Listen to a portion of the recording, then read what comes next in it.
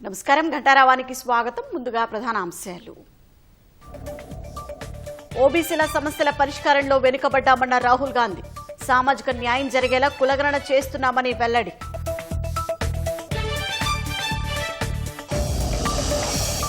నలభై 2% రిజర్వేషన్లతో బీసీలకు న్యాయం జరగదన్న కిషన్ రెడ్డి. రాజకీయ లబ్ధికే కాంగ్రెస్ రిజర్వేషన్ అంశాన్ని ఎత్తుకుందని విమర్శ. డ్రోన్ టెక్నాలజీలో రాష్ట్రం ప్రగతి సాధించిందన్న మంత్రి Sridhar Babu. E governance డిజిటలీకరణలో Estonia సహకారం అవసరమని వెల్లడి. మామునూరు ఎయిర్పోర్టు భూసేకరణకు నిధులు విడుదల. 205 కోట్లు విడుదల చేస్తూ ప్రభుత్వం ఉత్తర్వులు.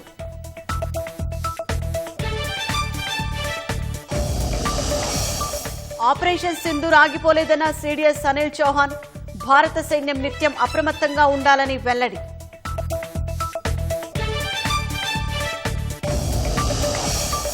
లోక్సభలో 5 రోజుల ప్రతిష్టంభనకు తెర. సోమవారం ఆపరేషన్ సింధూర్పై చర్చకు కేంద్రం అంగీకారం.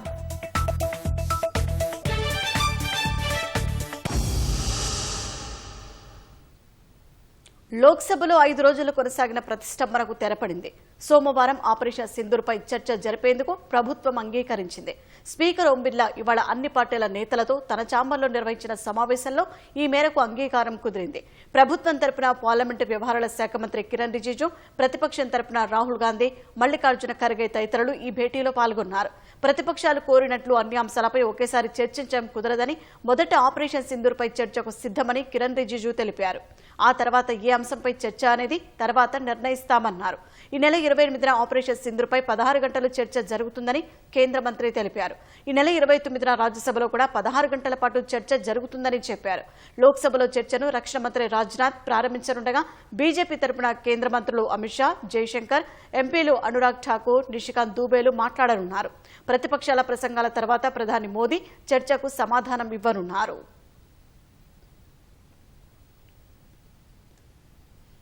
ఉపరాష్ట్రపతి ఎన్నిక ఏర్పాట్లను కేంద్ర ఎన్నికల సంఘం ముమ్మరం చేసింది. రిటర్నింగ్ అధికారిగా రాజ్యసభ సెక్రటరీ జనరల్ పీసీ మోదీని నియమించింది. సోమవారం జగదీప్ ధన్ఖడ్ అనూహ్యంగా ఉపరాష్ట్రపతి పదవికి రాజీనామా చేయడంతో ఎన్నిక అనివార్యంగా మారింది. ఆరోగ్య కారణాలతో వైదొలుగుతున్నట్లు రాష్ట్రపతికి సమర్పించిన రాజీనామా లేఖలో ఆయన పేర్కొన్నారు. కేంద్ర న్యాయశాఖ, రాజ్యసభ డిప్యూటీ చైర్మన్ అనుమతితో రాజ్యసభ సెక్రటరీ జనరల్ పీసీ మోదీని ఉపరాష్ట్రపతి ఎన్నిక, రిటర్నింగ్ అధికారిగా నియమించినట్లు ఈసీ ఓ ప్రకటనలో తెలిపింది. రాజ్యసభ సెక్రటేరియట్లోని సంయుక్త కార్యదర్శి గరిమ జైన్, డైరెక్టర్ విజయ్ కుమార్లను సహాయ రిటర్నింగ్ అధికారులుగా నియమించినట్లు వెల్లడించింది.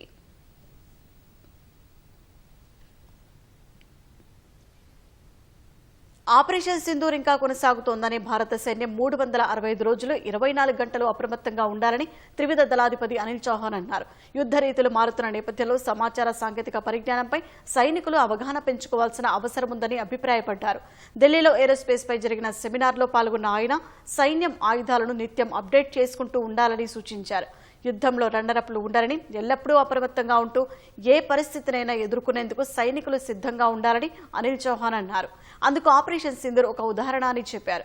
ఆపరేషన్ సింధూర్ ఇంకా కొనసాగుతున్న నేపథ్యంలో భారత సైన్యం 365 రోజులు 24 గంటలు అప్రమత్తంగా ఉండాలని సూచించారు.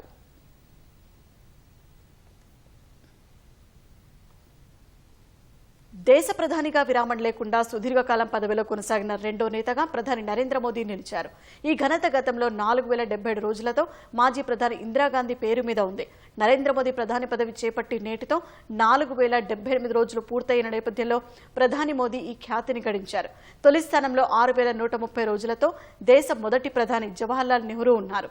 వరుసగా 3 లోక్సభ ఎన్నికల తమ పార్టీలకు విజయాన్ని అందించిన నేతలుగా జవహర్లాల్ నెహ్రూ, నరేంద్ర మోదీలు నిలిచారు. అటు ముఖ్యమంత్రిగా, ప్రధానిగా అత్యధిక కాలం పదవిలో ఉన్న నేతగా మోదీ కొనసాగుతున్నారు. స్వాతంత్ర్యానంతరం జన్మించి దీర్ఘకాలం ప్రధానిగా ఉన్న కాంగ్రెసేతర పార్టీ తొలి నేతగా, కేంద్రంలో 2 సార్లు పూర్తి పదవీ కాలాన్ని పూర్తి చేసుకున్న కాంగ్రెసేతర పార్టీ నేతగా ప్రధాని మోదీ ఖ్యాతికెక్కారు.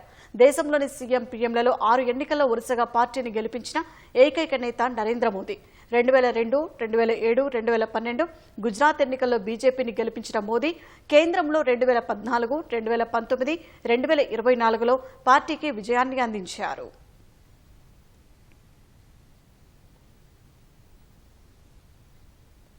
భారత్ రక్షణ సామర్థ్యాలు పెంపొందించేలా డిఆర్డీఓ మరో ఘనత సాధించింది. డ్రోన్ ద్వారా గైడెడ్ మిసైల్ ను విజయవంతంగా ప్రయోగించింది. ఆంధ్రప్రదేశ్లోని కర్నూలు డిఆర్డీఓ టెస్ట్ రేంజ్లో ఈ పరీక్ష నిర్వహించారు. భారత సాయుధ దళాల డ్రోన్ యుద్ధ తంత్రాన్ని, మరింత పదును తేల్చే ఆయుధాన్ని దేశీయంగా ఇతర సంస్థలతో కలిసి డిఆర్డీఓ అభివృద్ధి చేసింది.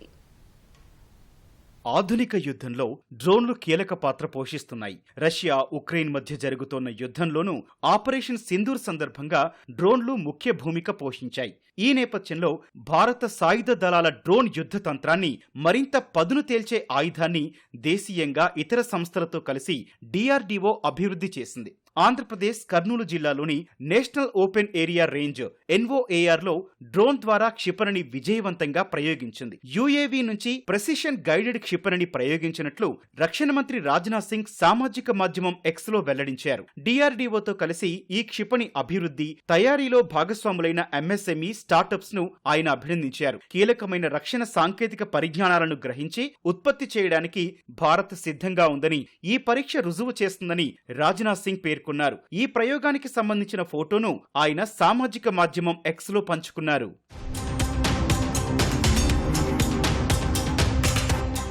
దేశీయంగా అభివృద్ధి చేసిన ఓ క్షిపణిని UAV launched precision guided missile ULPGM V3గా వ్యవహరిస్తున్నారు. యుఎల్పిజిఎం శ్రేణి ఆయుధాలను తపస్ బిహెచ్, ఆర్చర్ ఎన్జీ యుఏవీల కోసం అభివృద్ధి చేశారు. ఇది చాలా తక్కువ ధరతో ఉత్పత్తి చేయొచ్చు.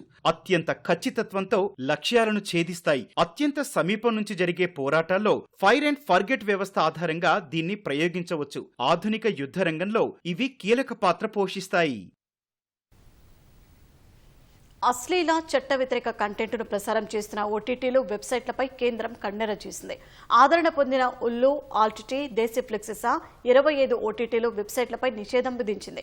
అసభ్యకరమైన కంటెంట్ సహా భారతీయ చట్టాలను, సాంస్కృతిక ప్రమాణాలను ఉల్లంఘించే కంటెంట్ వ్యాప్తిని కట్టడి చేసేందుకు ఈ నిర్ణయం తీసుకున్నట్లు తెలిపింది. ఇవి ప్రజలకు అందుబాటులో లేకుండా చూడాలని ఇంటర్నెట్ సర్వీస్ ప్రొవైడర్లను కేంద్రం ఆదేశించింది. ఓటీటీలు, వెబ్సైట్లలో విచ్చలవిడిగా అందుబాటులో ఉంటున్న అశ్లీల, అభ్యంతరకర కంటెంట్ను కట్టడి చేసేందుకు కేంద్రం చర్యలు చేపట్టింది. అశ్లీల కంటెంట్ను ప్రసారం చేస్తున్న 25 ఓటీటీలు, వెబ్సైట్లపై కేంద్రం నిషేధం విధించింది. అందులో బాగా పాపులర్ అయిన ఉల్లు, ఏఎల్టీటీ, దేశీఫ్లిక్స్ యాప్లు ఉన్నాయి.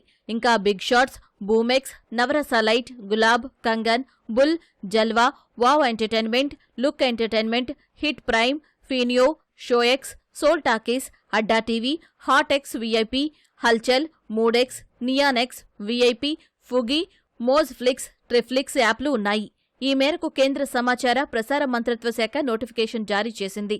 సమాచార సాంకేతిక చట్టంలోని సెక్షన్ 67, 67A, భారత న్యాయ సంహితలోని సెక్షన్ 294, మహిళలను అసభ్యకరంగా చూపించే నిషేధిత చట్టంలోని సెక్షన్ 4 సహా అనేక చట్టాలను ఆయా ఓటీటీలు, వెబ్సైట్లు ఉల్లంఘించినట్లు పేర్కొంది.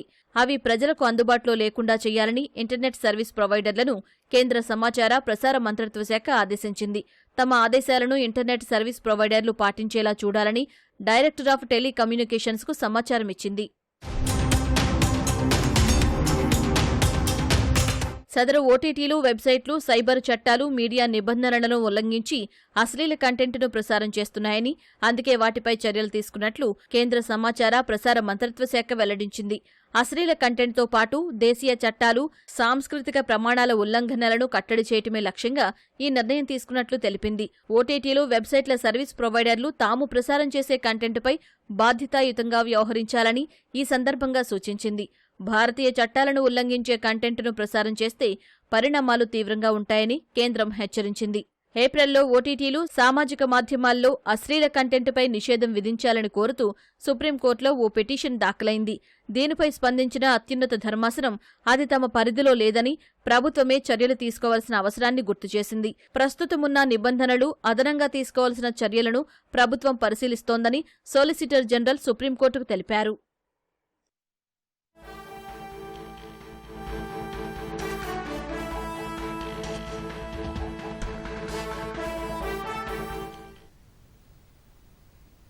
తాజాంశం చూస్తున్నాం.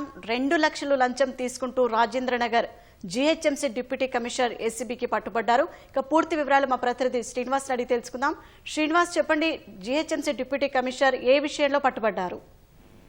GHMC deputy commissioner Rajendranagar circle Ravikumar 2 లక్షల రూపాయల లంచం తీసుకుంటూ అనిసాకు చిక్కారు. ఏకంగా ఒక డిప్యూటీ కమిషనర్ స్థాయి అధికారి చిక్కడంతో ఈ ఘటన కలకలం రేపుతుంది. మొత్తంగా అయితే ఆయన ఒక హోటల్ యజమానిని బెదిరించినట్లు అయితే ఏసీబీ అధికారులకు ఫిర్యాదు అందింది. 5 లక్షల రూపాయలు లంచం ఇవ్వాల్సిందిగా హోటల్ యజమాని డిప్యూటీ కమిషనర్ రవికుమార్ బెదిరించారు. ఆయనతో పాటు ఇతరులకు కూడా లంచం ఇవ్వాల్సి ఉంటుందని చెప్పి హోటల్ యజమానిని బెదిరించారు. అయితే లంచం ఇస్తున్న సమయంలో 2 లక్షల రూపాయలు లంచం ఇస్తున్న సమయంలో ఏసీబీ అధికారులు దాడి చేసి పట్టుకున్నారు. అయితే లంచం ఇవ్వడానికి ముందే హోటల్ యజమాని ఏసీబీ అధికారులకు ఫిర్యాదు చేశారు. దీంతో ఏసీబీ అధికారులు మొత్తంగా రవికుమార్ పై నిఘా ఉంచి ఆయన కదలికలు గమనించి మొత్తంగా ఆయనపై అయితే నిఘా ఉంచిన తర్వాత ఈ లంచం సొమ్ము స్వీకరిస్తున్న సమయంలో ఏసీబీ అధికారులు దాడి చేసి పట్టుకున్నారు. ప్రస్తుతం Rajendra Nagar circle GHMC circle కార్యాలయంతో పాటు ఆయన నివాసంలో కూడా ఏసీబీ అధికారులు సోదాలు జరుపుతున్న పరిస్థితి అయితే కనిపిస్తుంది. ధన్యవాదాలు శ్రీనివాస్.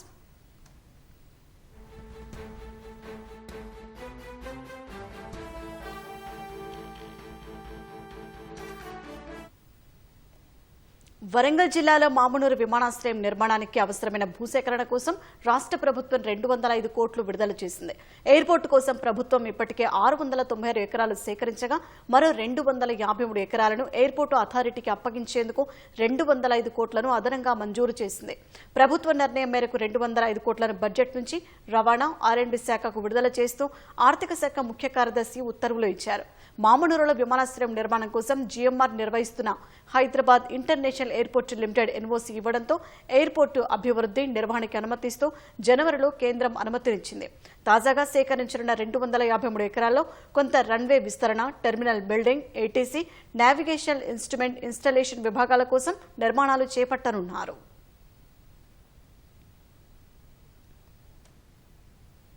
ఆపరేషన్ సింధూర్లో హైదరాబాద్లో తయారైన డ్రోన్ల వల్ల పాకిస్తాన్కు భారీ నష్టం కలిగిందని మంత్రి శ్రీధర్ బాబు తెలిపారు. డ్రోన్ టెక్నాలజీలో గణనీయ అభివృద్ధి సాధించామన్న మంత్రి ఈ గవర్నెన్స్, హెల్త్ రికార్డుల డిజిటలైజేషన్లో అద్భుత ప్రగతి సాధించిన ఎస్తోనియా దేశం సహకారం తీసుకుంటామని వెల్లడించారు. ఎస్తోనియా రాయబారి మ్యారీ ఏలూప్ ఆధ్వర్యంలో ఆ దేశ వాణిజ్య ప్రతినిధుల బృందం సచివాలయంలో మంత్రి శ్రీధర్ బాబుని కలిసింది. ప్రజల హెల్త్ రికార్డుల డిజిటలైజేషన్లో తెలంగాణ ఇంకా ప్రాథమిక దశలోనే ఉందని, 100% ప్రగతి సాధించిన ఎస్తోనియా సాంకేతిక సహకారం అందించాలని శ్రీధర్ బాబు కోరారు. వాణిజ్యం, ఏఐ సాంకేతికత, సైబర్ సెక్యూరిటీలో కలిసి పనిచేయాలని ఆకాంక్షించారు. తెలంగాణ ముందంజలో ఉన్న ఫుడ్ ప్రాసెసింగ్, బ్రాండెడ్ మద్యం ఉత్పత్తి రంగాల్లో కలిసి పనిచేయడంపై పరిశీలించాలని మంత్రి సూచించారు. సెప్టెంబర్లో ఎస్తోనియాను సందర్శించాలని ఆ దేశ రాయబారి కోరగా అధికారుల బృందం వచ్చి విద్య, ఈ గవర్నెన్స్, ఏఐ, రోబోటిక్స్ లో పరస్పరం సహకారంపై చర్చిస్తుందని శ్రీధర్ బాబు తెలిపారు. తెలంగాణలో జరిపిన కులగణన దేశ రాజకీయాల్లో భూకంపం వంటిదని లోక్సభ ప్రతిపక్ష నేత రాహుల్ గాంధీ అభిప్రాయపడ్డారు. కుల సర్వే రాజకీయ క్షేత్రాల్లో ప్రకంపనలు సృష్టిస్తుందని తెలిపారు. ఢిల్లీలోని తలకతోరా స్టేడియంలో కాంగ్రెస్ భాగీదారీ న్యాయ సమ్మేళన సదస్సు నిర్వహించింది. సభలో ఏఐసీసీ అధ్యక్షుడు ఖర్గే, రాహుల్ గాంధీ, సీఎం రేవంత్, బీసీ మంత్రులు తదితరులు పాల్గొన్నారు. 11 ఏళ్లలో మోదీ సర్కార్ నినాదాలు ఇవ్వడం తప్పితే ఓబీసీలు, దళితులు, ఎస్టీల సంక్షేమ లక్ష్యంగా నిర్మాణాత్మక అడుగులు వేయలేదని ఖర్గే విమర్శించారు. పేదరికం, అణచివేతకు గురైన వర్గాలకు రిజర్వేషన్లు ఇచ్చేందుకు కేంద్రం సిద్ధంగా లేదని మండిపడ్డారు. గతంలో కులగణన చేయకుండా తప్పిదం చేశామని రాహుల్ గాంధీ అంగీకరించారు. దళితులు, ఆదివాసీలు, మైనారిటీలు, మహిళల అంశంలో తనకు మంచి మార్కులే పడతాయన్న రాహుల్ బీసీలకు రక్షణగా నిలవడంలో విఫలమైనట్లు వివరించారు. జరిగిన తప్పిదాన్ని సరిదిద్దుకుంటారని, తెలంగాణ తరహా కులగణనను కాంగ్రెస్ పాలిత రాష్ట్రాల్లో చేపడతామని వివరించారు. దేశానికి ఉత్పాదక శక్తి అయిన బీసీలు అన్ని రంగాల్లో వివక్ష ఎదుర్కొంటున్నారని వివరించారు. कांग्रेस पार्टी में और मेरे अंदर भी एक चीज मैंने मिस कर दी, एक गलती मैंने की। क्या थी? जो ओबीसी वर्ग है उसका जिस प्रकार से मुझे प्रोटेक्शन करना था मैंने नहीं किया, क्योंकि अगर, और इसका कारण था आपकी जो इश्यूज थी उस समय मुझे गहराई से नहीं समझ आई। मेरी रिग्रेट क्या है, अगर मुझे आपकी हिस्ट्री के बारे में, आपकी इश्यूज के बारे में थोड़ा सा भी ज्यादा मालूम होता, मैं तभी जाति जनगणना करा देता। वो निकल गया। और मैं स्टेज से कह रहा हूं वो गलती है मेरी और इस गलती को मैं ठीक करने जा रहा हूं और एक प्रकार से अच्छा हुआ है। मैं सोच रहा था कि ठीक है भाई गलती हो गई, तो अच्छा क्या है मैं आपको बताऊं कि अगर उस समय जाति जनगणना करवा दिया होता तो जैसा मैं अब जाति जनगणना कराऊंगा वैसा नहीं होता, क्योंकि जो हमने तेलंगाना में किया है, आपको वो पॉलिटिकल अर्थक्वेक है, वो हिंदुस्तान की राजनीतिक जमीन को उसने हिला दिया है। अभी आपको उसका जो आफ्टर शॉक है वो अभी आपको लगा नहीं है, मगर वो काम हो गया है।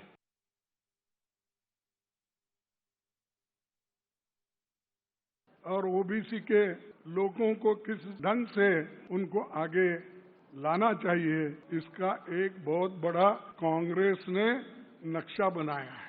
राहुल गांधी जी खुद बैठे, उन्होंने कहा हर स्टेट में जहाँ जहाँ हमारी कांग्रेस के चीफ मिनिस्टर्स हैं, नेता लोग हैं, वो सभी लोग ओबीसी के लिए सोचे और नए नए कार्यक्रम उनको दो। तो हर जगह जहाँ जहाँ हमारे लोग हैं वो कर रहे हैं, लेकिन मोदी जी नहीं करेंगे। ये राहुल गांधी जी ने आवाज उठाई ओबीसी की जनगणना की, तब मोदी जी ये कह रहे हैं कि मैं आने वाले सेंसस में बैकवर्ड क्लास का जनगणति का काम करूंगा। देखो उनको मालूम हो गया, नहीं तो आज नहीं कल बैकवर्ड क्लास के लोग उठेंगे और उसकी कुर्सी छीन लेंगे। इससे बेहतर है पहले ही हम भी करना। ఢిల్లీలో మంత్రి పొన్నం ప్రభాకర్ మీడియాతో మాట్లాడుతున్నారు. ప్రత్యక్ష ప్రసారం ద్వారా చూద్దాం.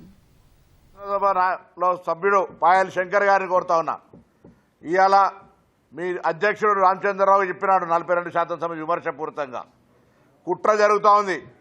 నేను వాళ్ళకి విజ్ఞప్తి చేస్తున్నా, 5 ఎంపీలకు పాయల్ శంకర్ గారికి రిజర్వేషన్లు అనేది ఒక కాంగ్రెస్ పార్టీ బీసీలే కాదు, మొత్తం తెలంగాణ ఉన్న బీసీలందరికీ కూడా వస్తాయి. రిజర్వేషన్ 42% బ్యారియర్ ఆ లిమిట్ ఇస్తాం. రేపు స్థానిక సంస్థలో మీరు మాకంటే ఎక్కువ న్యాయంగా పొట్లాడి గెలుచుకోండి. ఇది ప్రజాస్వామ్యం. ఎదురు లేకపోతే మేము ఒక అట్లా కాదు, మా పార్టీ నుంచి మేము ఎప్పటికో ఏడాది సిద్ధంగా అయినాం. కానీ నేను బీసీకి ఇస్తే నువ్వు ధనవంతుని ఎవరికి ఇచ్చి ఒడగొట్టి ఇటువంటి వద్దు. ఎవరు గెలిచినా బీసీ గెలవాలని ఒక రాజకీయ ప్రజాస్వామిక విధానం పట్ల ఆలోచన చేస్తూ ఉన్నాం. దాన్ని కూడా అర్థం చేసుకోక బీజేపీలో ఉన్న బీసీ నాయకులు ఇటువంటి వాళ్ళు మాట్లాడేటువంటి మాటల కుట్రలు అన్నీ రఘునందన్ రావు మాట్లాడతాడు, సలహాలు చెప్తారు. మొన్న మీ పార్టీ అధ్యక్షుడిని రామచంద్రరావుని నియమించుకొని మా దగ్గర అంటే మీరు రాహుల్ గాంధీ గారిని లోక్సభ పక్ష నాయకుని బీసీ చేయి, ఉల్లిగడ్డల ఉచిత సలహాలు ఎవరికైనా ఇస్తారు. ఈ సలహాలు వద్దు మాకు, మీరు ఏం చెప్తారు తర్వాత ఆ బోలే చేసా.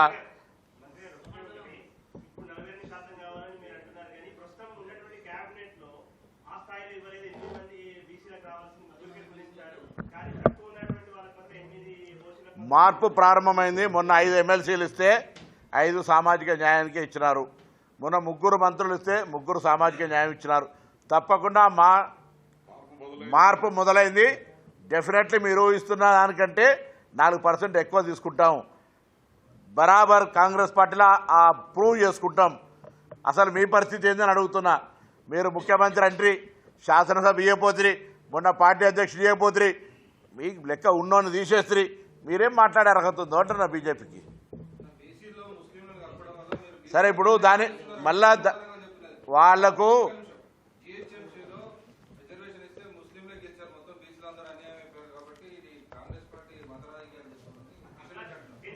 నేనేమంటున్నా అంటే ఈరోజు ఆంధ్రప్రదేశ్లో వాళ్ళ మిత్రపక్షం, మహారాష్ట్ర వాళ్ళది అధికారంలో ఉన్నారు, గుజరాత్ వాళ్ళే అధికారంలో ఉన్నారు. ఇందులో మేము మిగతా బీసీలు రిజర్వేషన్ అన్నింటిలో నెంబర్ 1 కదా, అలా మీరు 3 నెంబర్ 1, 2, 3 మమ్మల్ని 4వ రాష్ట్రం అవకాశం ఉంది. మీరు ఏం చేస్తారో మేము చేస్తాం.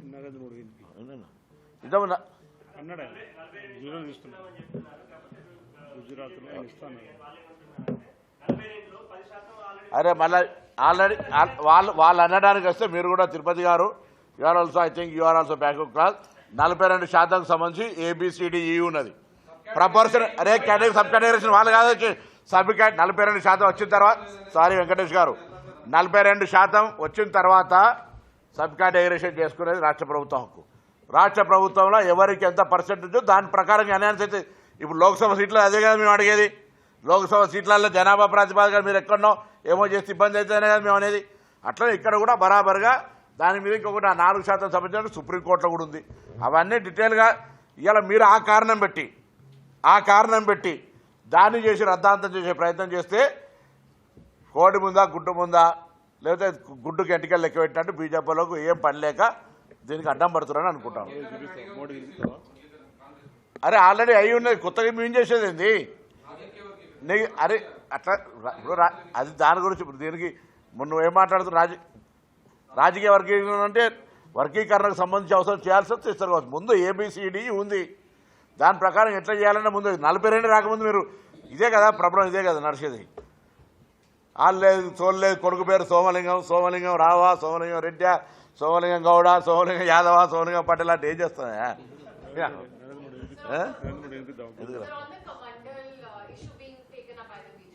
देखो बीजेपी के लोग कभी भी कुछ बीसी का मुद्दा आया तो वो हिंदुत्व का नाम पे उसको काटने की कोशिश करते. यही पहले भी हुआ था जब मंडल कमीशन का नारा चल रहा है. मंडल कमीशन इम्प्लीमेंटेशन को रोकने के लिए देश जानता है, पूरा विश्व जानता है.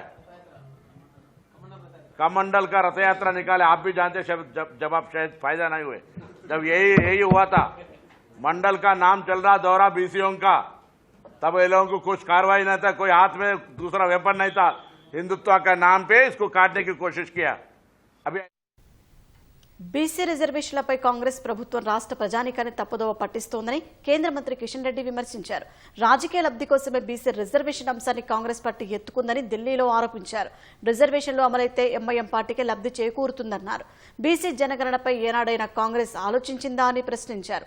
బీసీలకు న్యాయం జరిగేలా జనాభా సేకరణ, కులగణన చేయాలని మోదీ ప్రభుత్వం నిర్ణయించిందని, బీసీ జనాభాకు నష్టం చేకూర్చేలా చేసే ఏ చర్యను బీజేపీ సహించబోదని స్పష్టం చేశారు.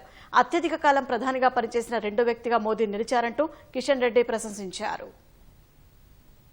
రాష్ట్రంలో కాంగ్రెస్ పార్టీ ప్రభుత్వము అధికారంలో రాకముందు ఎన్నికల ప్రచారంలో భాగంగా కామారెడ్డిలో బీసీ డిక్లరేషన్ పేరుతో 42% రిజర్వేషన్ అమలు చేస్తామని చెప్పి ఆ పార్టీ హామీ ఇచ్చింది. ఇచ్చినటువంటి హామీని అధికారంలోకి వచ్చి 2 సంవత్సరాలైనా ఇంతవరకు దాని విషయంలో స్పష్టమైనటువంటి అవగాహన ఆ పార్టీలో లేదు. ఆ రోజు 42% బీసీ డిక్లరేషన్ సంబంధించి రిజర్వేషన్ కల్పిస్తామని ప్రకటించి ఈరోజు 32% బీసీకి రిజర్వేషన్ ఇస్తామని చెప్పి ఈరోజు ప్రకటించడం ఏదైతున్నదో ఇది బీసీలకు అన్యాయం జరుగుతూ ఉంది.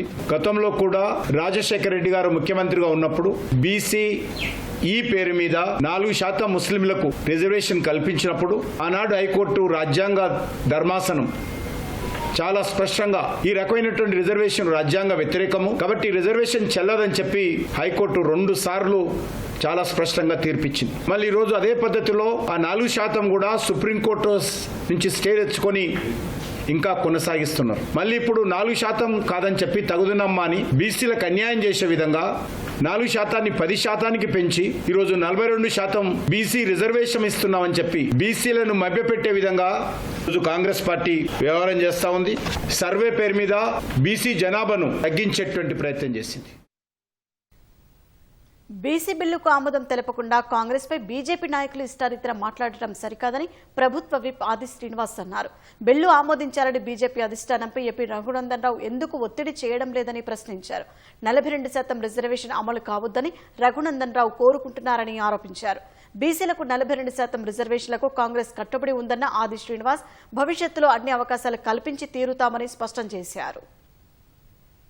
2018 పంచాయత్ చట్టాన్ని సవరిస్తూ ఆర్డినెన్స్ చేస్తే దానికి ఆమోదం పొందేసే క్రమంలో మీ సహకారం అందది. షెడ్యూల్ 9 లో చేర్చుకుంటే మీ సహకారం అందది. మీ నరేంద్ర మోడీ గారితో మాట్లాడి ఈరోజు ఈ బీసీ బిల్లుకు ఆమోదం పొందేలా షెడ్యూల్ 9 లో చేర్చే విధంగా మీరు ప్రయత్నం చేయాలని చెప్పండి. ఈ సందర్భంగా కేబినెట్ ఉన్నప్పుడు కిషన్ రెడ్డి గారితో సంజయ్ గారితో గట్టిగా ఒప్పించి మెప్పించి మీరు బీసీ బిల్లుకు ఆమోదం పొందేలా చేయాలి తప్ప కాంగ్రెస్ పార్టీని విమర్శించడం సరైనది కాదు. రాబో రోజుల్లో 42%తో స్థానిక సంస్థల ఎన్నికల్లో ముందుకు పోవడానికి కోసం మా ప్రభుత్వం సిద్ధంగా ఉందని సందర్భంగా తెలియస్తా ఉన్నాను.